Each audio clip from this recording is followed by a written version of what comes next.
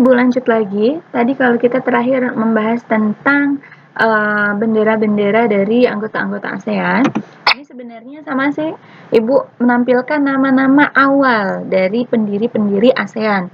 Kemudian diikuti oleh negara-negara yang mulai bergabung dengan tanggal bergabungnya ada di samping-sampingnya ini. Next, nah ini adalah kurang lebihnya tampilan ya, tampilan biodata lah kalau kita omongin tentang diri kita, menjelaskan, mendeskripsikan diri kita, biodata tentang negara-negaranya. Ada kepala negara, kepala pemerintahan, ada ibu kota, ada suku bangsa, ada bahasa, ada agama, ada lagu kebangsaan, ada mata uang, ada hasil pertanian, kemudian ada sumber daya alam. Kalau kita tahu kepala negara kita siapa sih? Tentunya presiden yang saat ini dijabat oleh Presiden Joko Widodo. Kemudian kepala pemerintahan kita siapa sih? Tentunya juga dipegang oleh presiden. Nah, negara kita ini menganut sistem pemerintahan yaitu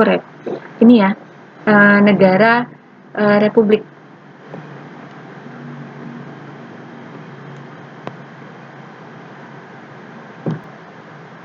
Baik, kita lanjut.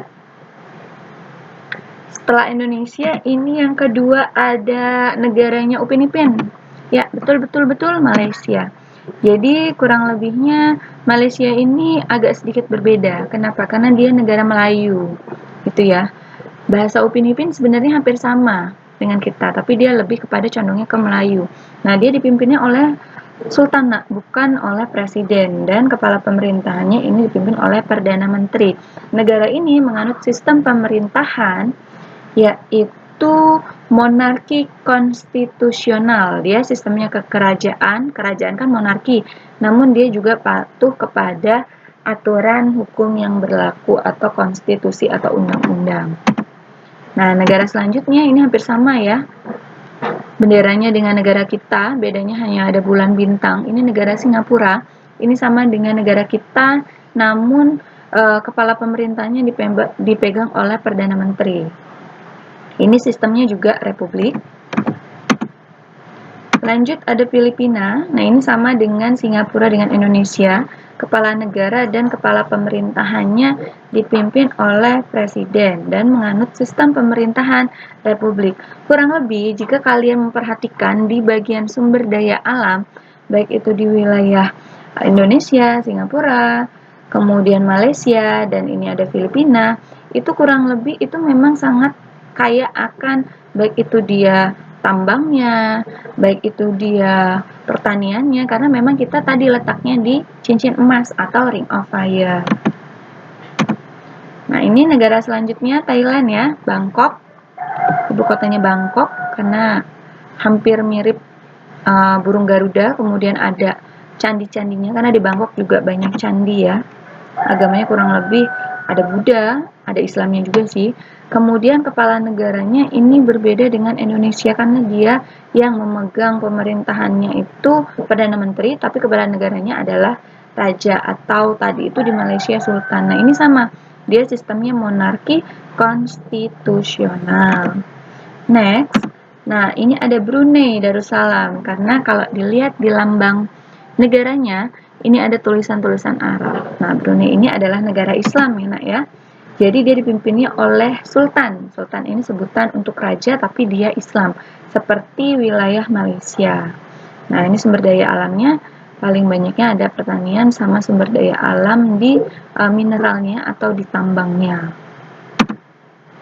Next, nah kalau kita lihat bendera yang mayoritasnya merah, ini selalu teringat dengan suatu partai di Indonesia, yaitu namanya Partai Komunis Indonesia ya. Negara Vietnam ini merupakan partai komunis yang ada di wilayah Asia Tenggara. Dipimpin oleh presiden dengan kepala pemerintahannya adalah Perdana Menteri. Nah, ini menganut sebenarnya republik, tapi dia sistem pemerintahnya juga disisipi atau menganutnya ke komunis. Nah, ini komunisnya itu dia datang dari wilayah Rusia, kemudian Rusia masuk ke Cina, Cina masuk ke daerah Vietnam.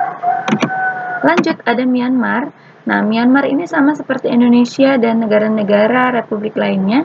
di mana kepala negaranya dipimpin oleh presiden, kepala pemerintahnya dipegang oleh perdana menteri. Next, nah ini Laos. Laos seperti nama bumbu ya, tapi ini nama negara. Ini sama, negaranya republik ya. Ada agamanya Buddha, Kristen, dan animisme. Ini masih percaya kepada kepercayaan nenek moyang atau roh-roh halus nenek moyang, seperti itu. Nah, ini dipimpin oleh kepala negaranya presiden, kepala pemerintahnya perdana menteri. Lanjut ada Kamboja. Kamboja ini sama seperti Malaysia, sama seperti Brunei. Dia dipimpin oleh raja. Namun kurang lebihnya ini dia bukan negara Islam karena ada Buddha ya, di sana mayoritasnya Buddha.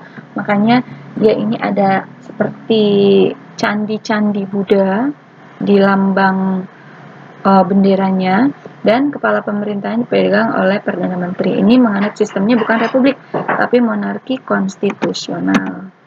Nah, kalau ngomongin Asia Tenggara ini ngomong sumber daya alam terkait dengan letaknya yang strategis. Oh, subur Bu, kaya akan mineral sehingga tanahnya subur.